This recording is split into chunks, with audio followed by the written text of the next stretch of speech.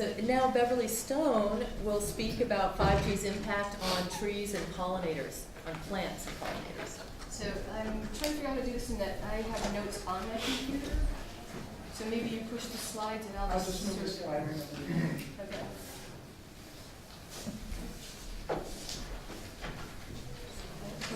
I'm Beverly Stone, and I'm an environmental and health advocate who loves this planet and all of its amazing beauty.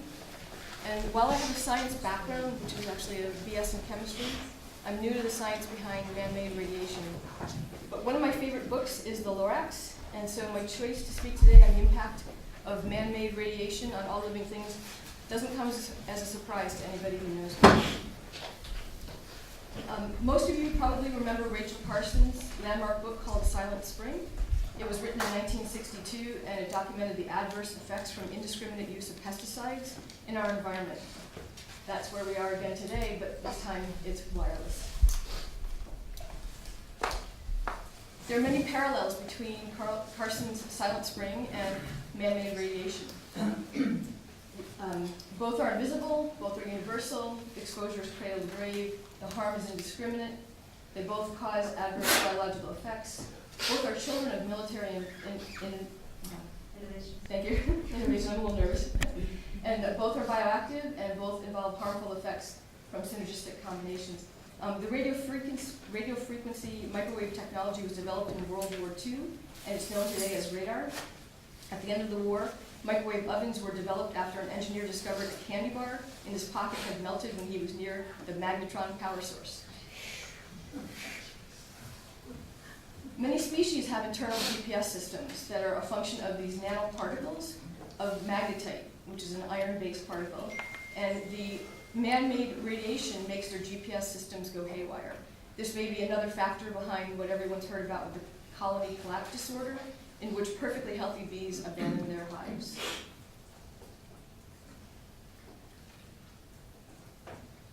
Man-made radiation disrupts normal cellular and biological function, and it results in abnormal behavior and development and lower reproduction rates and higher mortality rates. Like smoking, exposure to man-made radiation may not result in immediate health decline, but over time, cumulative exposure can and does have an impact. Out of the 919 research studies carried out on birds, plants, bees, and other animals and humans, 593 of them showed impacts from man-made radiation. I think this is probably the most telling slide in terms of the impact. The elephant in the room that we rarely hear about is man-made radiation playing a role in declining populations and the health of bees, birds, insects, trees, and other living things. And as you can see from this chart, it's not insignificant. The red bar represents the impact, the green is no impact, and the gray bars are inconclusive.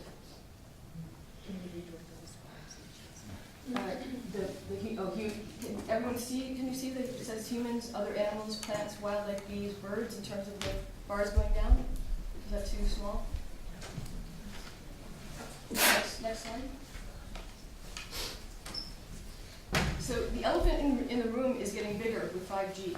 And this is not just because of the high frequencies, but also because of the large increase in the number of cell towers that would be placed every 2 to 10 buildings or houses. There's also concern of contamination and or plant damage, both of which can lead to a reduced or unhealthy food supply for all living things. As an aside, it also saddens me that for 5G to be deployed, there will be a lot of trees cut down in our beautiful Vermont. 5G may also bring about an even more rapid decline in insect populations due to their size. One of the things that happens with the radio frequency, if you can think of the vibrational effect that's known as resonance, when an opera singer hits a high C note and the glass shatters. So some scientists are saying that it could be applicable here to the insects, and that they could actually have changes in their behavior, their morphology, their physiology, and it would be due to their body temperature increasing from dielectric heating.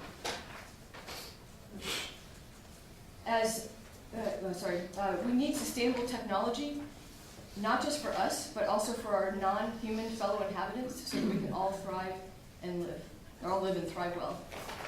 And that's it. Thank you. Thank you.